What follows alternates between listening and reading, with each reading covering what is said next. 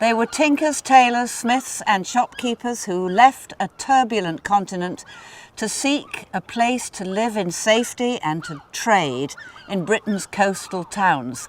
Who would have thought that 200 years later there would still be a thriving Jewish community at the very tip of Britain?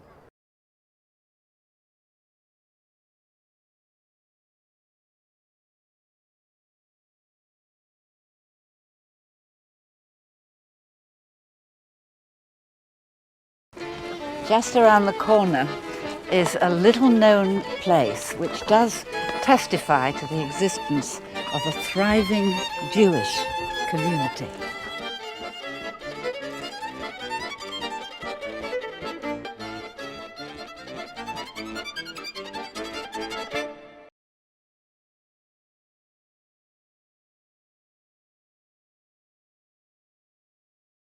Of the 25 Georgian cemeteries, Jewish cemeteries from the early 18th century outside of London, this is regarded by English heritage and Jewish heritage as being the finest of them all. When I go to Hull, to the cemetery, I have to go in with a key because of the desecration. So how does this one survive so well? When these houses started to encroach upon the area, because they were being sold off because of the influx of population into the town, they invested in putting up this really high wall. This would have been when? This the wall was put up in 1845, and just before that, Canon Rogers agreed that they could buy the freehold, which in itself was a little unusual because many people would not sell land to Jews or even lease land to Jews because it was legally ambiguous. The local landed families were very sympathetic towards the Jews coming in because they were coming into two port towns that were thriving and booming, and Cornwall was at the time a very cosmopolitan place because of our sea connections with the Mediterranean. So the Jewish community just disappeared, just into marriage and young people moving away? And it really declined because, first of all, the economy declined here. Mining went into free fall in the mid-19th century, and it was a disaster for the local economy, and fishing began to decline. But also there were improved communications. The improved road communications, and Brunel's railway came from Paddington to Penzance in the 1860s. And the crucial factor for the Jews living here was that there were only probably about 15 families here at best, and they could not find sufficient partners for their sons and daughters to marry locally, and many marriages were contracted with larger communities outside, and that's the crucial reason why it declined. I'd really like to look at some of the wording on the gravestones, would you mind? Yes, let's go to the back of the cemetery and I can show you some interesting ones.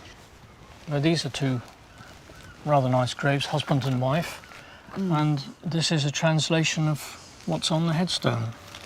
This is Hannah and Aaron Zelig, and she was 68 years old, and in Hebrew it says, "Here lies a woman of worth. She perceived that her earnings were good. Her soul went to on high. She performed the commandments of the Lord. May her soul be bound up in the bond of eternal life." And his says, "Here lies a man of integrity and generosity who walked in the path of good. His soul cleaved to the Lord, and he caused friends to enter into the covenant and circumcise them." So he was the Moel. He's the one who did it. So this is, the families were the prosperous ones who did very well. And here we have, this is Sarah Levy. This is Hannah Levy. Hannah Levy. Levy, of course, is a very common name, the elders in the church. And this says, "Here lies a woman of worth. The righteousness of the Lord she did. She perceived that her earnings were good. She was humble like a bee. Her deeds were pleasant. The daughter of the king is all glorious within. She, the wise woman, whose soul went up to the heights. She went on the straight path all her life." That's very nice. Beautiful. Yes, it is. And of course, you don't get these quite fulsome things on gravestones now. You No, know, they don't no. let you have that much. And I noticed down here somebody called Lemony Hart, and that rang a bell. Now, this is Jacob James Hart, This is Jacob James Hart. who is Lemon Hart's nephew. Lemon Right. Hart, who was Lemon Wolf's first cousin, is buried in London, in the East End. Yes, He and left here in 1811, but he did live here at one He time. lived here and he had a wine. He was a major wine importer, and he was also a major contractor of rum to the Royal Navy. And what was his rum called? Lemon Hart rum. Oh, it was It- Lemon it Hart was- rum. That's what the bell rings. Yes, it was Yes. distilled in the West Indies and then imported, and it was bottled here and then in London. And Jacob James Hart was unmarried, and he wished to came come back. back here. He wanted to come back to be Right, buried here, right. where I presume he'd been very happy. Well, it's a little haven. It's beautiful. It's here because of the kindness of Philo-Semites, if you Yes. like. It's really, really. It's a garden. I think you call cemeteries the garden The of life, garden, and this yes. really is a garden. Yes, lovely. Thank you so Beautiful. much for showing me. Not at all. It's been a pleasure and a privilege. Thank you. The Jews of Cornwall arrive and leave. Their population wanes and grows. But there is a lovely little cemetery in Penzance which will remain forever kosher.